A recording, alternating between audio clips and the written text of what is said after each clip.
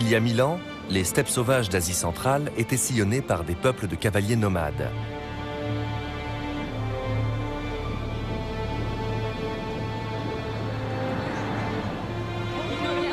Conquise par les armées arabes, cette région immense se trouvait aux confins du monde islamique.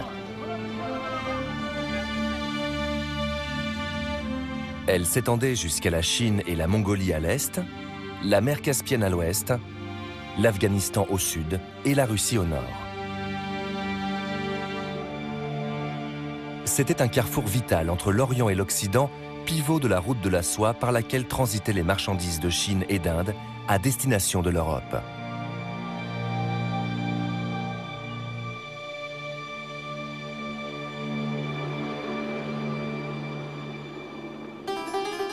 Au XIe siècle, les habitants les plus puissants de toute cette zone étaient un peuple d'origine turque récemment converti à l'islam, les Seldjoukides.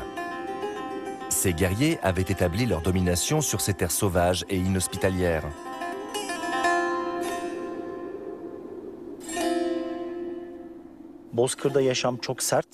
L'existence dans les plaines était extrêmement difficile. Le climat était rude. Les chasseurs et les éleveurs vivaient de façon très spartiate. C'étaient des guerriers obligés de se battre pour survivre.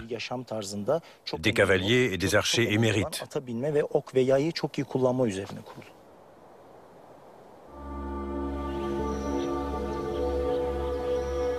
Pendant plus de 3 siècles, en quête de pâturage et de butin, les Seldjoukides ont conquis les steppes, puis ont commencé à s'aventurer au-delà des frontières de l'Asie centrale, vers l'Anatolie, aujourd'hui en Turquie.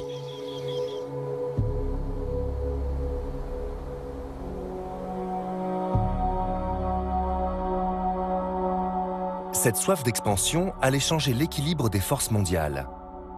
Elle marquait le début des affrontements entre les civilisations occidentales et orientales, entre les Byzantins chrétiens et les Turcs musulmans.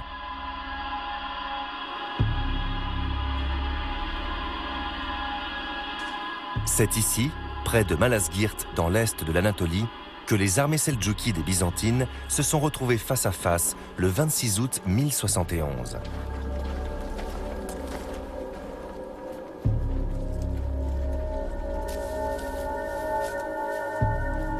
Le sultan seldjoukide Alp Arslan a conduit son armée à la lisière de la plaine.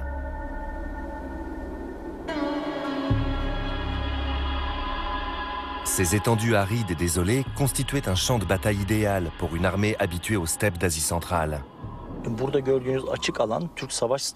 La plaine ouverte était parfaitement adaptée à la stratégie des Turcs. Les petites collines leur permettaient de monter des embuscades et d'attirer l'ennemi vers eux.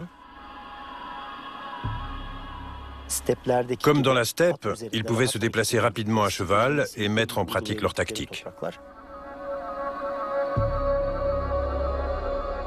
Parfaitement adaptées au terrain, les armées d'Alp Arslan avaient déjà largement affaibli l'ennemi par une campagne incessante d'escarmouches et de sabotage, brûlant les récoltes et empoisonnant les puits.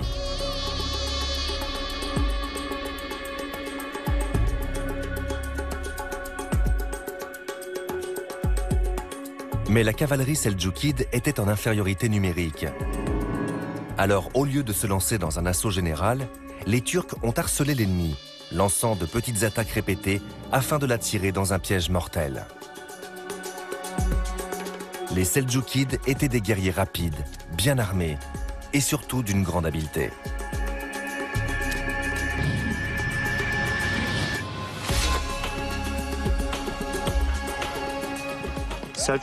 Les flèches des Seldjoukides étaient très efficaces, même contre les armures des Byzantins.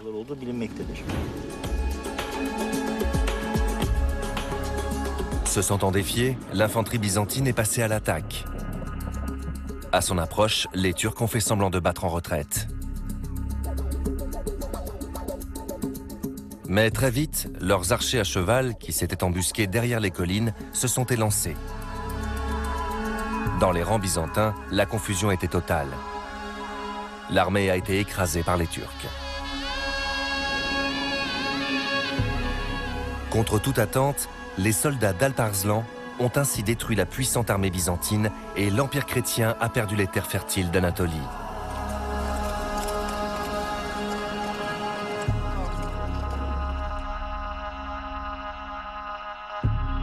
Appelée pays de Roum sous la domination des Byzantins, cette région était désormais le sultanat seldjoukide de Roum, dirigé par les souverains musulmans.